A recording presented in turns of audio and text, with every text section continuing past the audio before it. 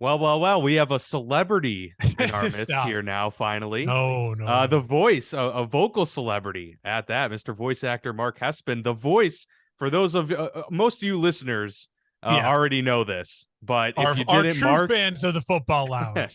that's right. The true fans know this, but Mark got the great privilege and honor to be the voice of the Kick of Destiny that you all saw during the Super Bowl third quarter live Super Bowl ad, the first ever live one.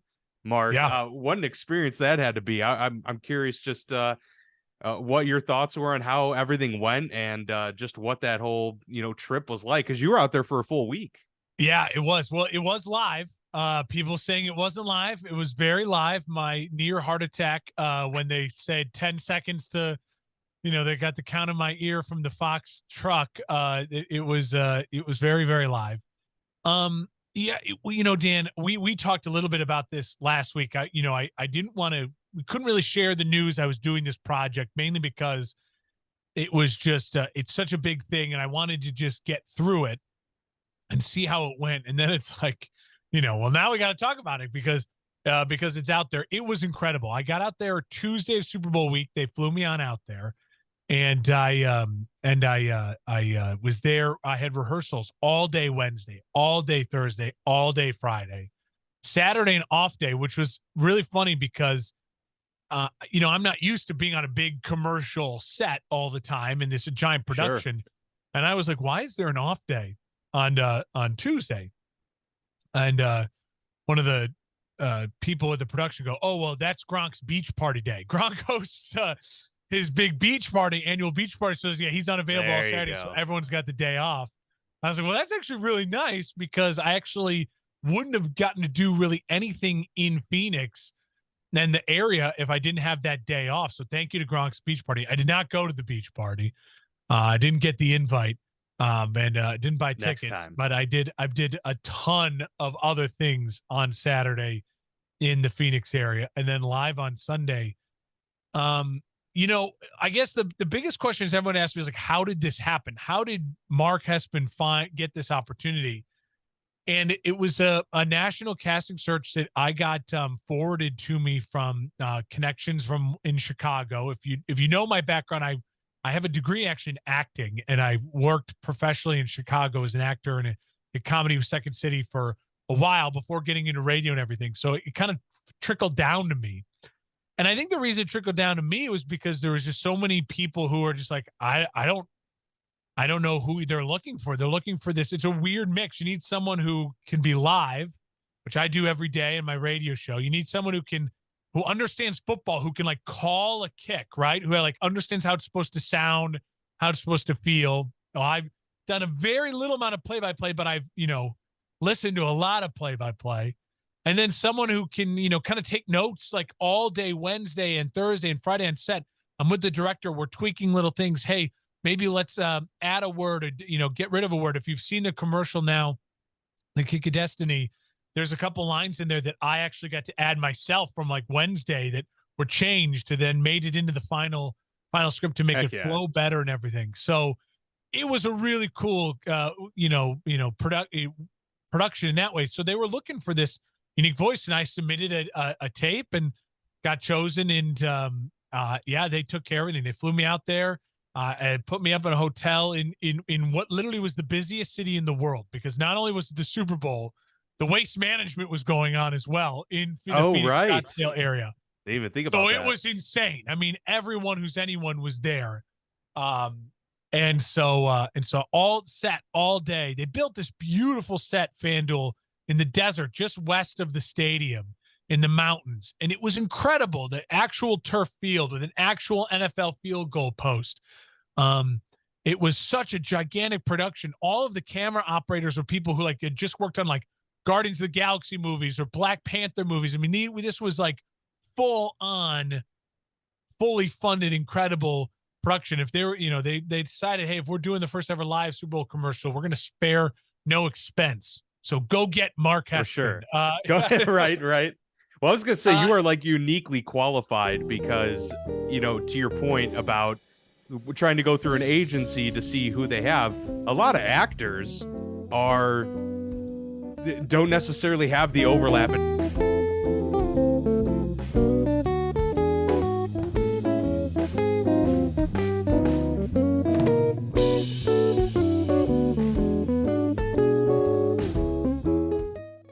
Into sports very much. Well, you that's kind of had true. both backgrounds, right? You And know, like an understanding of how to Yeah. present a sporting event. Most of them probably don't have that. So yeah, I mean, you can find your It's- way kind of poking out from that Yeah, crowd. they definitely, like, you know, they could have just, I mean, realistically just hired like a play-by-play person. Like, I mean, someone like that's what you were kind of looking for. But they, on the other aspect of it, it's they're used to being live, but then it's also, there's like the read to it, right? And there's a little bit of the acting. Like, I was working with the director, like getting notes, and we were, you know, telling me, oh, let's try this. And I was like, hey, can we try it this way?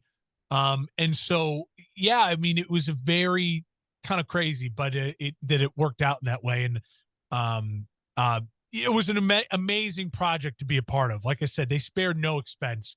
I got treated so well, probably better than I deserved. I'll just say, you get exposed how the other half lives with like the Crab catering. cakes.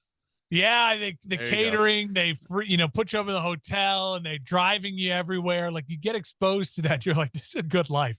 It's Right. Yeah, I could get used to that. yeah, you definitely Yeah. could. Be fun to be a part of. And I will say, then everyone, of course, asked me like, well, what about Gronk? And how was that? Well, one of the things I thought was really cool is that the crew, if you now have seen it, there was like teaser commercials, like 2 or 3 of them leading up to the live commercial, right? Yep. Well, it was the same director and same cameraman and same crew for all of that. So they saw the project all the way through. So I was a late addition in that way. And that was great because they already knew how to work together. They knew the vision they were going for. And then just adding me in and for the live broadcast. Gronk was on set for a small time on Thursday. Got to meet him on Thursday. He got to do some practice kicks, and he was nailing the practice kicks. He looked really good. But the weather was perfect on Thursday. And then for all day Friday, I that's when they moved me into like the Fox broadcast booth. And then, you know, I'm hearing the director in my ear and the producers giving you the countdown and doing all that stuff, practicing, looking at the different camera angles, seeing how they, live television. I don't know live TV. So you know what that's like to, all right, put the graphic up and do this. And you're live in 5. Like, it's a lot of cues happening yes, in it's a short crazy. period of time. And I'm not used to that. I'm live on the radio, but I'm only hearing my co-host, and whatever I'm hearing is what the audience is hearing. We're not hearing anything special. There's no voice in my ear, producer in that way. So really, really fascinating in that sense. And then on the actual day of the commercial, getting to hear the behind the scenes and like the Fox, I got to watch the Super Bowl from like, the Fox broadcast truck, and also like got to watch part of the second quarter with Gronk, and his family's all there, and Vinatieri's there, and they were talking and looking at some stuff. And when the Eagles were up early, Gronk picked the Eagles. So he's like, oh, they're deep, that all offensive line they're just so good. They're mauling, controlling the line of, time of possession. And so it was a dream. It was it was crazy. I will be honest, I did not watch like any of the third quarter live because we had to be, as soon as Rihanna was like done, it was like, all right, positions, you're waiting, because we knew that we were going to be in the first commercial break of the third quarter. And you don't know how quickly that'll come in the third quarter, you don't right? know. Yeah. Like they could take a timeout after play 1, and it's like, go to commercial. There could be an injury. Just so happened the Chiefs went on that long touchdown drive. So I was catching like parts of that from the broadcast. And then they were like, all of a sudden it was like Chiefs score. And then all of a sudden it's like, you start hearing like, all right, live in 90, live in 60 seconds. And, they're counting you down and everything. It was exhilarating. It was amazing. The whole FanDuel team and everyone, they were just terrific. And we were prepared for everything. We rehearsed makes, we rehearsed misses, but you can see it if you watch the commercial. The flags at the top of the posts, I mean, they are just howling. I was in a soundproof truck, Fox broadcast truck, and I could hear and feel the wind. I mean, it was we woke up that morning, and on my way, got in the set, and it was a beautiful morning. Sunny, a light little breeze. We're like, oh, this could be easy. He's going to nail this. And Gronk was nailing them in practice. And then it was so freaking windy, man. It was insane. The gusts were blowing. The dust is flying. You could see it in the girl's hair, Gronk's family, as they're watching the kick. Now, Gronk got a couple practices in the wind, and he was like 50-50. Vinatieri was there helping him, like seriously helping him, like aim this way. There was a great, so all the practice work. So if I'm on set Wednesday and Friday and Thursday, when Gronk was only there for a short time, this guy named Justin Skinner, he's a sports and a stunt and sports coordinator. He was there with me doing the practice. He's a former college kicker for the Citadel. He actually was drafted by Andy Reid, the Eagles, and kicked like in some preseason stuff and practice squad kicker stuff. He did all the kicking for like the longest yard with Michael Irving and Adam Sandler. So he was hired throughout this process to do, like, they would tell him, all right, Justin, do like a near make. And he could just, barely squeeze it in, do a near miss, barely miss it. He was terrific. So I got to hang out with him a ton, and he was helping me like, hey, the kick's going this way. You can definitely see that it's going to be good or not. He was there helping Gronk and Adam Vinatieri. So, and all these people, but the wind, it was going to be a miracle if he made it in that wind. It would be the greatest, like one of the greatest kicks ever, a 25-yarder in that wind. Right. I'm telling you. Yeah. He barely missed it. And that's all the controversy, right? People are saying he made it. We had two referees. We had Adam Vinatieri. We had Justin Skinner. We had another couple spotters. He missed it. He missed doinking it by like an inch, which would have been electric if he doinked it. I suggest people go and check the FanDuel Twitter, because they had, someone tape it on their phone from the sidelines, and you can see that he misses it. He does. It's incredible, because it was just, of course it had to be so close to where it brought the conspiracy theorists out or something like that. Because, you would have almost just hoped that it was just a clear miss so that people got the point. But I mean, great effort. He just barely missed it. And then he posted an apology video, and then they panned up right up to the flags, and you could see it flapping like crazy. So that was windy for sure. I will just say that if it was a 24-yarder, it would have doinked and probably been no good. If it was a 23-yard field goal, it would have been good. It was just happened as 25 in that wind. It was crazy. So, and that's also, it's funny. Like I knew, and we all knew on set, there's going to be a million people saying stuff like it's fake.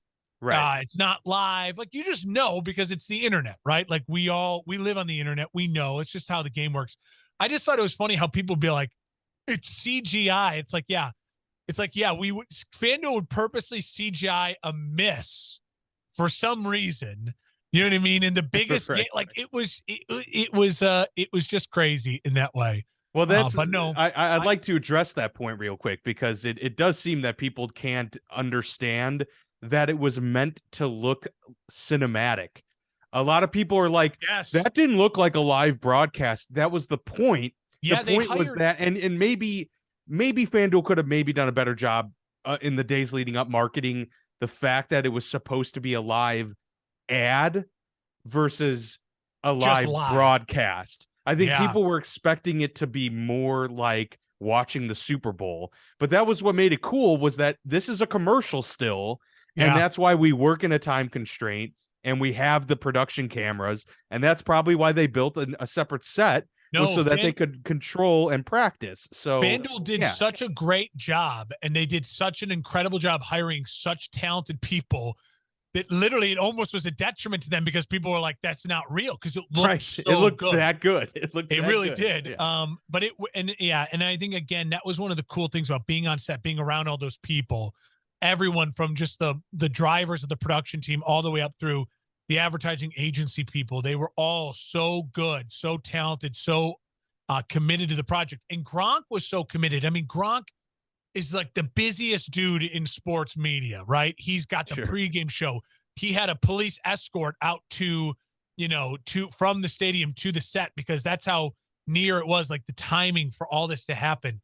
And yet after the kick, and I got to talk to Gronk a little bit more on Sunday and hang out and watch a little bit of the game with him. But then to actually, for him to stay there, and Adam Vinatieri, same thing, to take pictures with everyone on crew, shake hands with everyone on crew. he kept saying, he's like, I want the redemption kick next year, the redemption kick. And I was just like, yes, like we got to bring it back live on like the Vegas Strip. You know what I mean? With a crowd of Right. people, because it's in Vegas Oh, that'd next be year or something. so So cool. I think FanDuel changed the game. I mean, this is the first ever live Super Bowl commercial. I don't think this will be the first ever live, like the only live commercial. I think this is, especially with the sports betting market and the way we love like live events. This was a live event, and it was incredible to be a part of. I will say, people ask me like, were you nervous? I was really nervous Wednesday showing up to set for the first time because I had no idea what to expect, right? Yeah. I knew vague details. I didn't have a script at that point in time yet. I thought maybe it still could just be all like, all right, Mark, just call it. Like, you know what I mean? And it's Right. like, and so, but by like Wednesday, by the middle of the day at like lunch break, I was like, oh, okay. This is going to be great. Like there's so many talented people here. They're not going to let me fail. And then the Sunday, I wasn't really nervous. I mean, shout out to my wife. She was incredible. She was dealing with me the whole time and like, you know, giving me the confidence and helping me make sure I was in the right headspace. I was able to talk to her about everything. She came out to Phoenix and surprised me, you know, with this kind of trip. But she came out too and was there. So we got to go out to like dinner Thursday night, and like after like, you know, meeting Gronk and doing all this stuff, to be able to talk with her and like have a drink and a meal. And then on Saturday on our off day, we got to explore the city together. It was amazing. That's She awesome. she was great just to have her there to like distract me and like, hey, let's see the NFL stuff and let's have some fun doing this, as opposed to just like, oh, you know, dreading this, you know, this big moment of being live in front of, you know, 100 something, you know, 200 million people worldwide or whatever it was that watched the Super Bowl. Yeah, it was incredible. It was an amazing experience. I'll never forget it. Hopefully, knocking on the wood, I get to do more cool stuff like this and be a part of more events and working with great people like FanDuel. I'd love to do more of it in the future. But if this is the peak of my existence, was getting to voice the first ever live Super Bowl commercial, You'll take I it. think it's a pretty cool peak if it's the peak.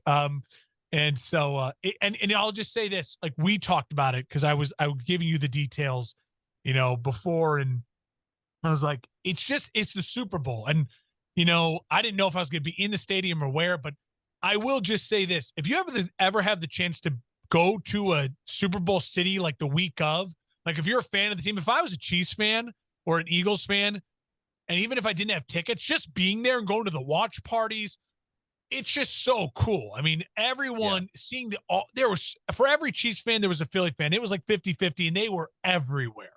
And so you knew there was way more people there than actually going to the game.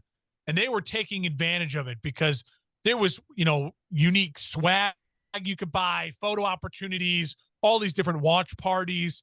It made me think to myself, even if I couldn't get into the game, if I was, you know, if it was the Bears that made it, like, oh, I just want to go enjoy the activities.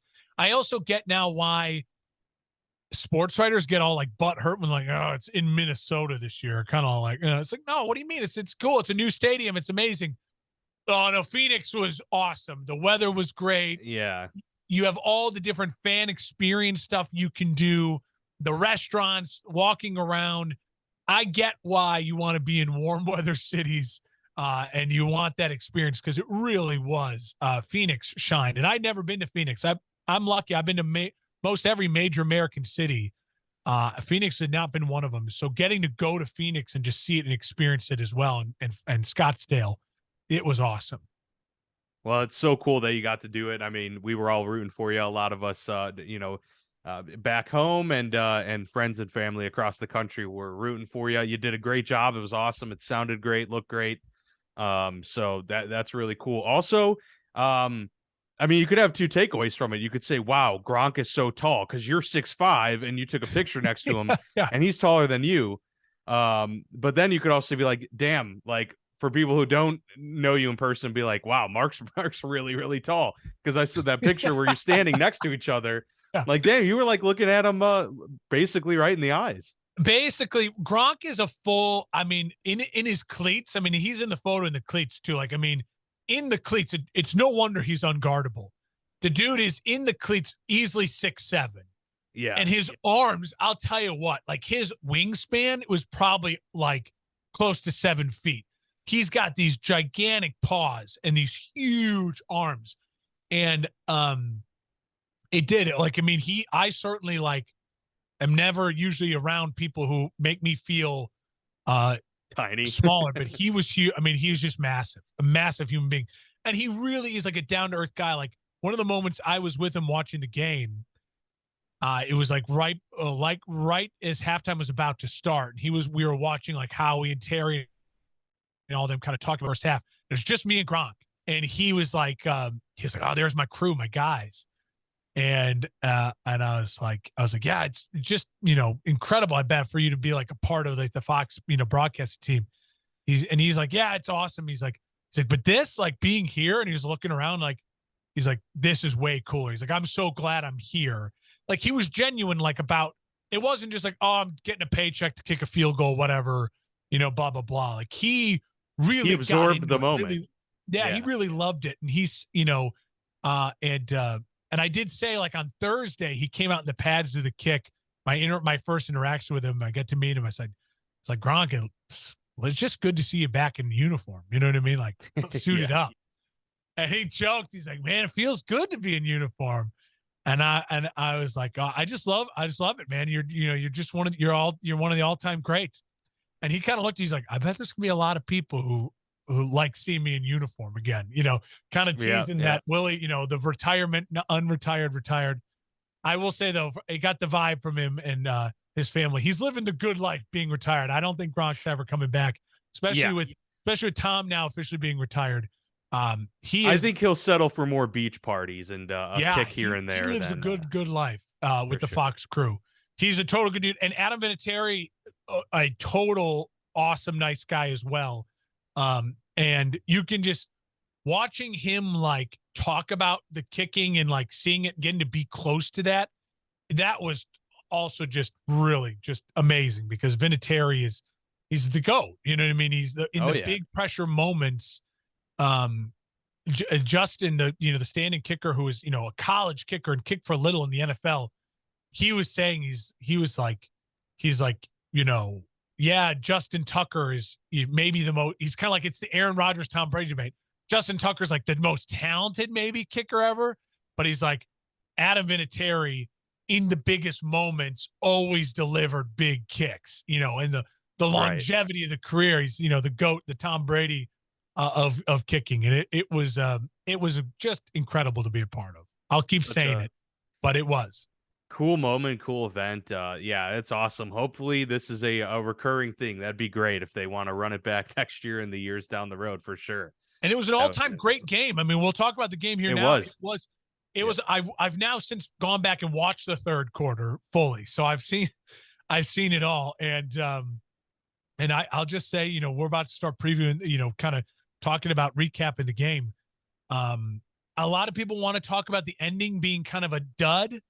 But I think in the end, what I take away from that game was not the way it ended, but just how back and forth.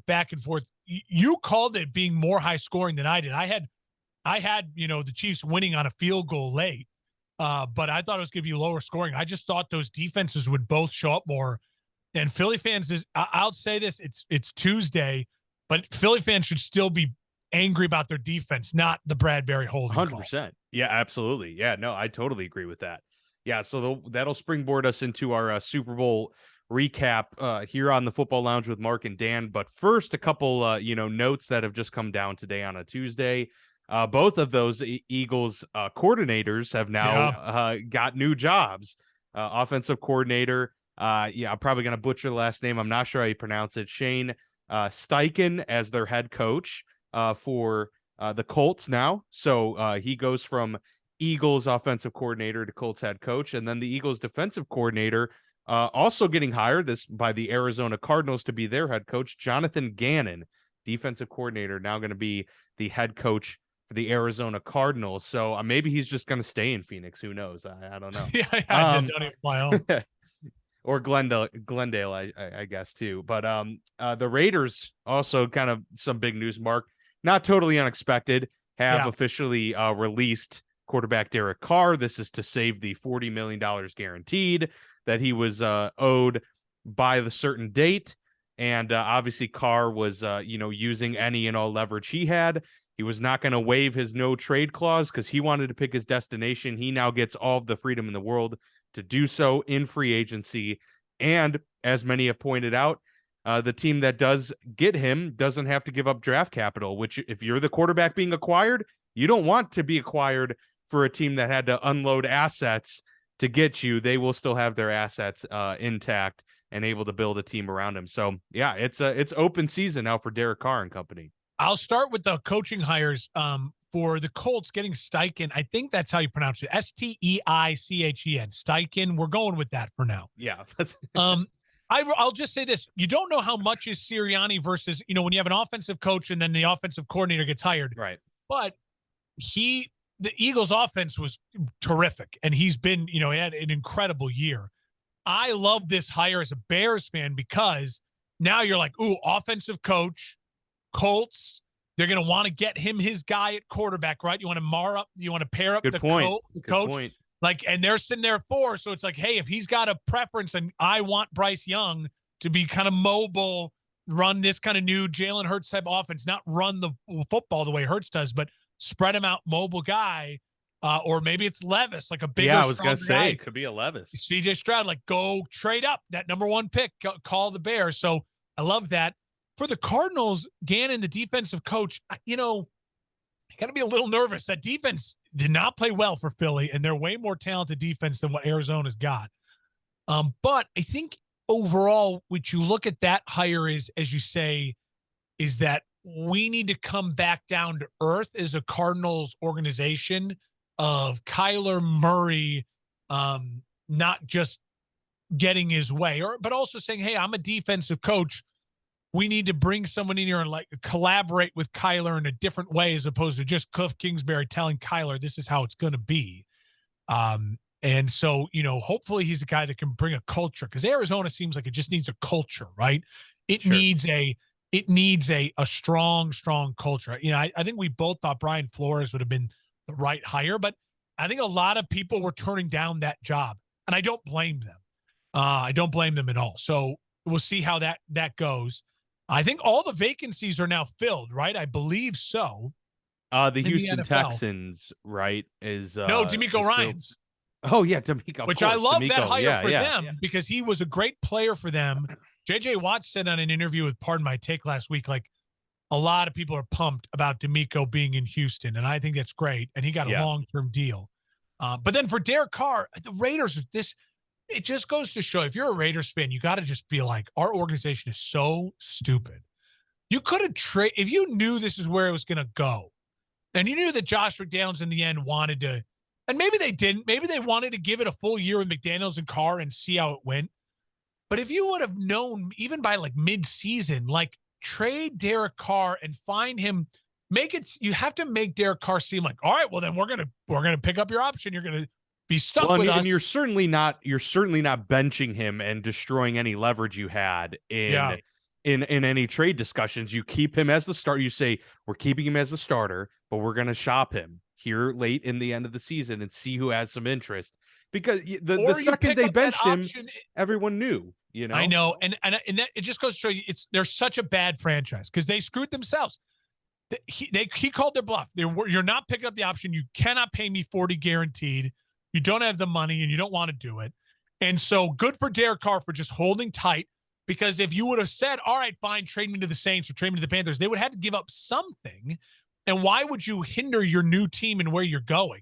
So smart moves by Derek and his team to be like, we're not gonna screw the new team we're going to. It's a little bit, I think, what Aaron Rodgers is playing that game as well as he's in his darkness retreat day 2 now. I think they are trying to say, like, if you're forcing a trade, well, then you're hurting the new team you're going to, right? But if you lay low and just say, like, oh, wishy-washy, then the new team can offer a little less to get you, right? Because it makes it a little more uncertain. Well, if I'm the Jets and I want Aaron Rodgers, the Jets call the Packers. The Packers are asking for the earth, the moon, and the stars. The Jets are like, well, dude, this good guy could retire. Like, we don't know. And the Packers are like, yeah, I guess we don't really know either. So, all right, ask for a little less. But anyways, back to Derek Carr. I think he's got to be the number one option right now, unless you're just that team that is fervently committed to, we're going to get a rookie quarterback and start fresh. Like it feels like the Colts, like the Texans are in that way. Then you got to be all in on Derek Carr. He's a Pro Bowl caliber quarterback who, especially in certain places, Washington, Carolina, New Orleans, Tampa, like he could become the best quarterback in those divisions. And like, maybe not in the NFC East because of Jalen Hurts, but better than Dak and automatically make you a real contender. So excited to see what happens with the Derek Carr storyline. I expect him to get a deal done before the draft because I think, and you'll see it, teams want to commit. They're going to want to commit to that. And that'll also then start putting more pressure on teams trading up and making moves in the draft, depending on where Derek goes. They're going to have to position themselves accordingly depending on how things shake out. Yeah, it'll be very interesting. It's going to be a fun offseason to discuss. But before we get to that point, we have one final game to recap for this season. And then it officially begins the offseason in the NFL and the offseason for the Football Lounge with Mark and Dan. So, Mark, the game, Super Bowl 57, Chiefs beat the Eagles with a field goal by Harrison Butker with about 8 seconds to go, 38-35 the final. Kansas City gets its second Super Bowl in Mahomes' short career. 2018, they won it. They lost it again in 2020, and now they are champs once again here in 2022. Philly put up a great fight, obviously. Back and forth, as we mentioned. Offenses were fantastic.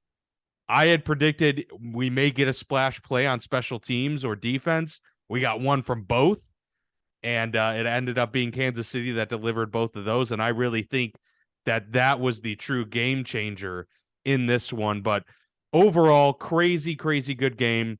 Both quarterbacks played extremely well. Jalen Hurts dominant, 300 yards passing, 4 total touchdowns for him. You could definitely tell that Philly's got their guy.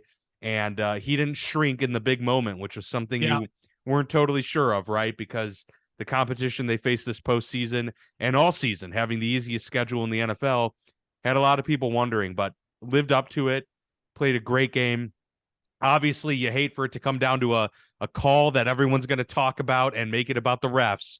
But as I tweeted right during the game, and I'm going to stand by it forever, the Chiefs won this football game. They earned the victory.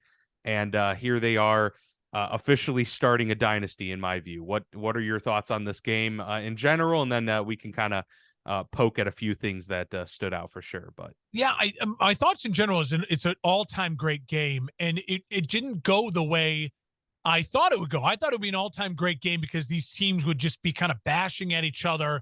There'd be 1 or 2 big plays, but this was just full of huge conversions and big catches and what is a catch and what's not a catch. The late penalty. I will say Jalen Hurts deserves a ton of credit. I mean, it was one of the great performances in a loss in Super Bowl history. If I was a Phillies fan, I can handle the fumble for a touchdown. It was so fluky. Him running the ball also kept you in that game, got you the lead in that game. But it was a huge turning point.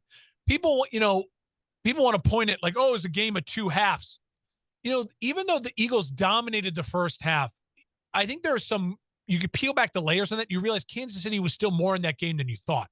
Remember, they had the doink field goal, which I thought Kansas City should have just gone for it anyways. They were moving the ball really well. 4th and 3. Yeah, I thought so. I think if they would have made that, it would have been 14-10, and then you get the fumble still. Who knows? So the Chiefs could have been up at that point. You know what I mean? We talk about how great Philly was in the first half. Well, if they go for the 4th and 3, they get a touchdown there. It's 14-14, and then he fumbles maybe still. All of a sudden, it's 21-14.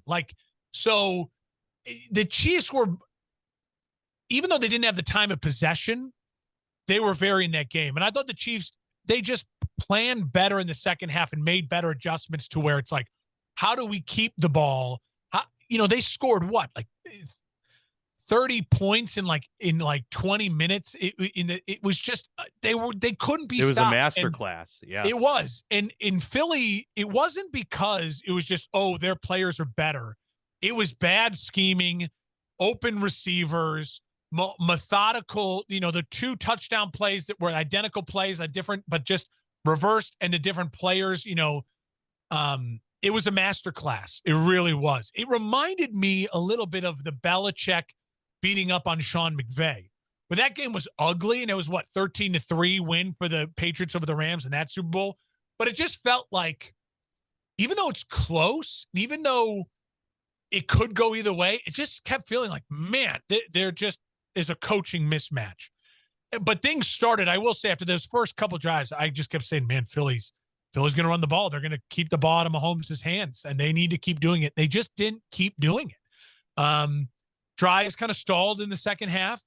And as great as Jalen Hurts was on a couple big 4th down runs, he doesn't get enough credit for that touchdown run and the 2-point conversion run. I mean, he was magnificent. But even then, even though he was magnificent, it still felt like Mahomes was just in another level and in another zone and playing injured. I mean, he's such a tough SOB, Mahomes. It was a great all-time game. And for the call and the hold, listen, I think if you're an Eagles fan, you obviously, that's a part of the reason of frustration, because that killed your clock. You still had a chance. You got the ball back, right? Sure. It killed the clock for you and what you could do. But I'll just say this, you had the punt that led to the gigantic punt return. No question. That was devastating in that second half. And all you needed, again, was one stop. Like, you just needed to get, that was the one time you held them to a field goal in the second half. Like, could you have gotten a punt? Like, no sacks, nothing. I think Philly fans are being, I think they'll come down to earth, and it'll settle. The dust will settle a little bit more. Bradbury took responsibility for it, and credit. It was great him. for the whole team to you hear sound bites from Sirianni all the way down. No one making excuses for it. Yeah, and I did like to see that for sure. But to go off of that, because I agree with a lot of what you're saying there.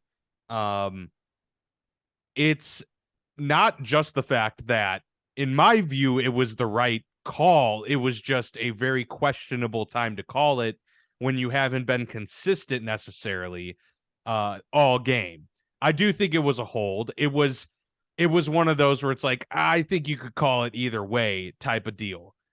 But all of that aside, the Eagles benefited on those 50-50 calls, to my estimation, 3 times in that game. The Devontae Smith catch, to me, could have gone either way. The Goddard one, I think they got wrong. And I hate when we hear the announcers always talking, and I get it, they're limited in what they are seeing, but they always talk about are the feet in and stuff, but they're never thinking about, are the feet in and what is happening with the ball when that first foot in. Because yes, Goddard got 2 feet down, but the first foot, I thought he was still in the process of actually possessing the football. Second foot, he had it, he was out. But nonetheless, obviously there was a 3rd down play. That could have been a punt, and they went on to score after that. And then finally, the Miles Sanders catch fumble that turned into a touchdown. That obviously there are clear repercussions to that if that goes the other way. So they benefited from a couple of those moments, and so I thought overall it was a pretty fair wash from a refereeing standpoint. But I understand if you isolate call by call, it can be frustrating. And it's tough that the game, such an epic game, one of the all-time greats, I would say for sure as well, had to end in that type of way. I still think, the Chiefs probably do win that game. I think they make the field goal regardless. Yeah. And then it's about, can Jalen Hurts, they had been, yes, they had a couple big plays, but can they get that far down the field that quickly? that's kind of a toss up. So that was my perspective on it. Any fan base is going to be upset when there's a pivotal Definitely. play call that, reverses the course of a season, especially when it's in the Super Bowl. So I understand the outrage and frustration, but I do think that you got to look at it as a whole and go, well, we benefited in that game from some of the calls too. And at the end of the day, to your point, I mean, the punt return, the longest punt return in Super Bowl history, it's such a key moment. I mean, you can't let that happen. That was a very bad moment for sure. Even Yeah. if you get him at the 50, you have a chance. He gets down to the 5. It's Mahomes is going to and score. again, you put yourself in that spot. You got stopped. Like the Chiefs defense made a stop on a punt and forced you to punt. Exactly. You couldn't do that at all in the second half. Your defense couldn't do that at all. So touchdown, field goal, 4 possessions, efficient. Yes, and we go back to it, is saying that it's like, well, you had a lead, and if you look at some of those plays in the first half, like I mentioned, it easily could have been Kansas City actually had the lead in the first half. So Yes. I think overall, listen, I loved it. It was awesome. It was great. I got to watch it in a very unique way as well. I thought it was a terrific game. And I think that, to me, the key takeaways are, for the Eagles, Jalen Hurts is a stud. Jalen Hurts is a top 10 quarterback. Jalen Hurts is someone you can build around. Is he a 10-year quarterback? I don't know, but he's a 5-year quarterback for the next 5 years. I'd be very happy having Jalen Hurts in my uniform leading my team. He's a star. He's a leader of men and everything like that. He's great. Can Philly find a way? Howie Roseman's got a tough job now. You can have some probable retirements. You lost 2 coordinators, big time coordinators, and so can the Eagles do what the Rams and McVay have done over the last 5 years? It's like lose a coordinator, retool. You saw it with the Niners have lost coordinators and retooled and stayed close to or not at the top of the mountain in the NFC. Can Philly do that? Now we get to see the challenge. That's the challenge for Philly ahead, because they have great receivers. They're still going to have a really solid offensive line, even if Kelsey retires.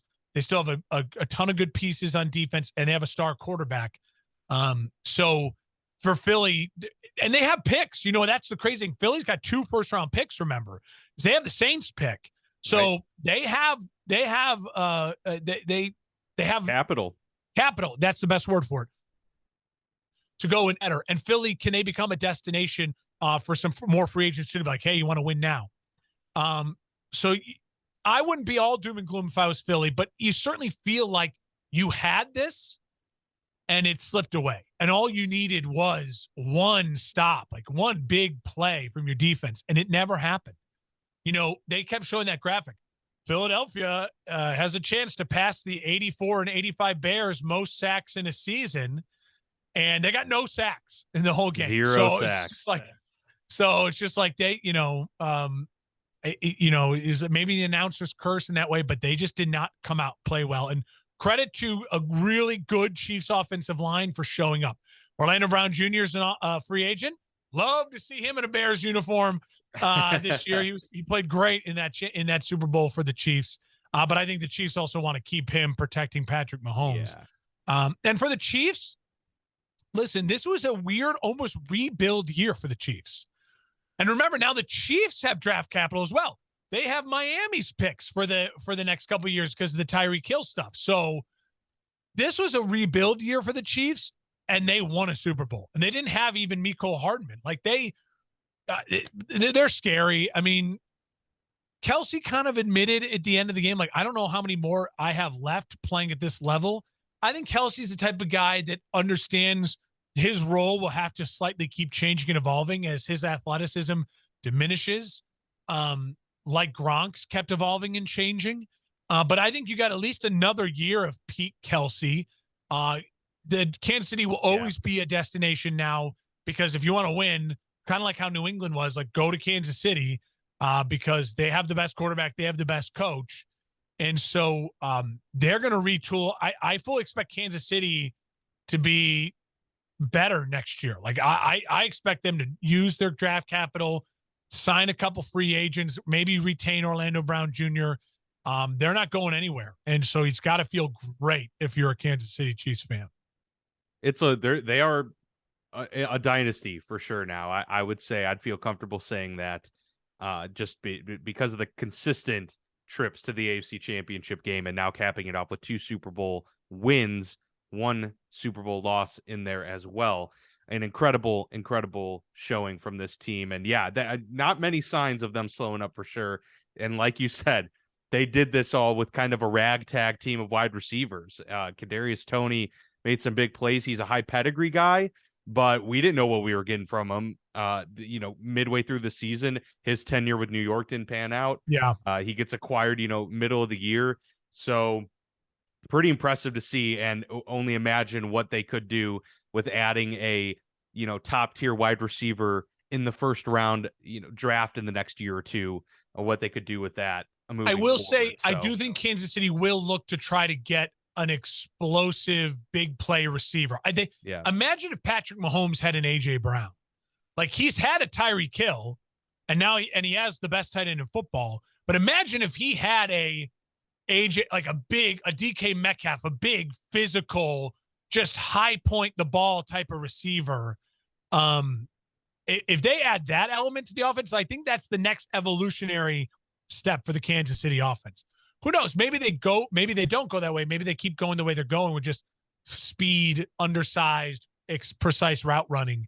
But I think there's a lot of ways Kansas City could keep evolving. And God, they're so good. They're just so good. They're incredible. And I will say, it's easy. Like, I can already tell you, people will be maybe upset about it. They'll get bored of it, but it was like that, that stretch for 5 years where the Cavs kept playing the Golden State Warriors in the finals. It's like, well, you're stupid if you don't pick the Cavs and the Warriors. I don't know about Philly because I think the NFC, I think the Rams will be better next year. We have to see how the Niners address some of their stuff, and, Philly with new coordinators. And the AFC is the better conference, but it just feels like, how can you not just pick, the Mahomes and the Chiefs, like they're not going anywhere. And they are, and I know that's not breaking news to say, but they are incredibly fun to watch. I heard something funny, and I want to just your thoughts on this is kind of wrap up. Someone saying, "Congrats, Chiefs! This is the last time anyone's really going to be rooting for you because from now they are. Oh yeah, they are like they're going to become the Patriots. Like God, Chiefs, my God, like yep, they're already public enemy number 1 in Cincinnati, in Baltimore, in Buffalo, in Miami, in Denver, in LA. Like, they are already public enemy number 1 in the AFC, and in the NFC, they're going to quickly become two. Just like, are they going to let any of us win anything? The Niners fans, the Philly fans. So it's enjoy it because you're going to start. Yep. It's hard to stay lovable for this long, and Andy Reid might be able to figure out a way to do it with his cheeseburgers and his New Balance and his Hawaiian shirts. But it's we'll see. That's going to be a fun storyline to see develop over the next couple of years. If I may go on the soapbox for a moment here, because I don't want us to lose sight of kind of what we're witnessing and the moment we're at here. So obviously the conversation has shifted a lot on the national media stage of Mahomes being the greatest talent we've ever seen at quarterback. And I think I probably largely do agree, but I don't really want to make a broad declaration at this time. I will say, I mean, obviously, like, his talent and skill set is unbelievable. But what I will say is what we're witnessing in terms of what he's done early is, from all my accounts, unprecedented. Yeah. As someone who considers himself an amateur NFL historian, fan and someone who studied the game a lot, I went back and tried to find comparable starts to a career. And I'm not even going to factor the 5 consecutive trips to the AFC Championship game into this necessarily. But what Mahomes has done by age 27, being to 3 Super Bowls, winning 2 of them, and in the fashion he has, I can't find anyone that comes remotely really all that close. Because here's the thing. Brady won 3 early. Brady was not doing it as He was a an MVP. all-time MVP caliber player. He was extremely efficient. He was smart. You knew you had a really good quarterback on your hands. Yeah. But they had a great defense and Corey Dillon. That is It was what like a Steelers largely got to 70s them. dynasty. Yeah, they were like Absolutely. a Steelers 70s dynasty. So you look at, Elway got there once early, but didn't win. Marino got there early and didn't win, but they were dominant early. So they, you could say they're similar comps, but they didn't win the big game. And then you go to the Bradshaws, who won 2 really early, relatively early in his career, but in the postseason by the age of 28, Bradshaw threw 10 touchdowns to 12 interceptions in the postseason. Montana, you say, well, okay, he had a couple Super Bowls early on there as well. He won 2 of them by the age of 28. So that's the closest comp you can say. Now, he was pretty efficient in the playoffs, 17 touchdowns, 11 picks, but neither him or Bradshaw had a first-team All-Pro yet, certainly not an MVP.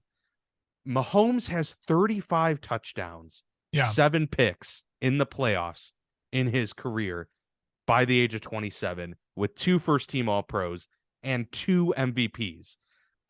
It's unbelievable. Like, we're not he's the reason they're winning these games, and it's remarkable what we're seeing. To me, the stats, like the touchdown to interception thing, is not like, I tried not to factor that in because it was such a different NFL. Sure, but when you look at the stark contrast of the ratios, the MVPs, like Tom, they were handing out MVPs and Bradshaw wasn't winning them. They were handing out MVPs and Montana wasn't winning them. And you're right. I think that plays, it just puts it a little bit more into that bookend of historical context as well. And you know what? Let's be honest. Like we always say, 2 is just different. When you get number 2, you're getting into that rarefied air. And the other guys that have 2 or more, he's already blown by, just as far as we could see with our eyes, and MVP's talent. Like, he's better than Roethlisberger. He's better than Eli Manning, even though they both had 2. He's the multiple Super Bowl guys, like a Bradshaw. We just know that he's more talented. Aikman, we know he's more talented. So yeah, you start to get into that. All right, well then who is he with? Well, then it's like, okay, Montana, Peyton, Tom, and his game is just so different than all of them.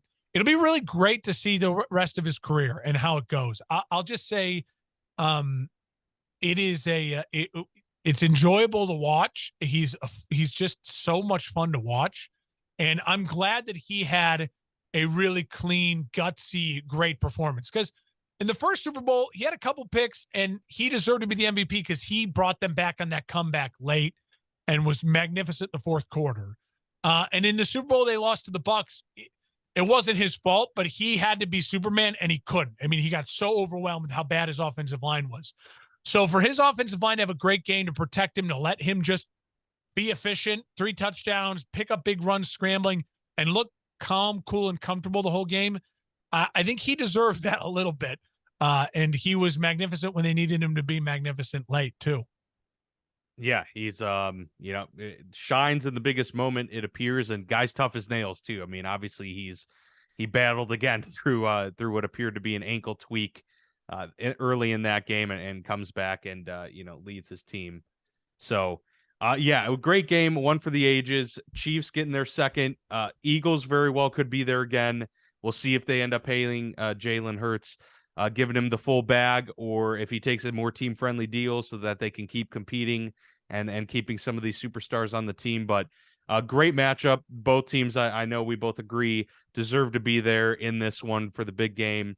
And so it was awesome stuff. Historic Super Bowl ad that Mark Hespin was a part of. What a cool Super Bowl 57 all around. Pretty excited that we got to witness that whole thing, and a great event all around for sure. So, absolutely. Yeah. And next year in Vegas, the countdown begins. That's right. We're going to take maybe a little time here over the next couple of weeks and get our stuff, figure out what our offseason plan is. We got exciting interview coming on up, and And we're going to start diving right into the draft, free agency. The NFL season never sleeps. It's year round, and so are we here on the Football Lounge with Mark and Dan. So stay tuned for that. We got some guests, as Mark mentioned, and plenty coming on up here in the next month or two as we get into this offseason, the draft, and before we know it, it'll be training camp, getting ready for the 2023 NFL season. We appreciate you all for being on this journey and ride with us thus far. If you just started tuning in this season, we're glad to have you here. We're excited for the year ahead. And yeah, the content never stops. We'll be here all throughout the offseason in the summer, so stay tuned for all of that good stuff. But for now, signing off, it's Mark and Dan on the Football Lounge.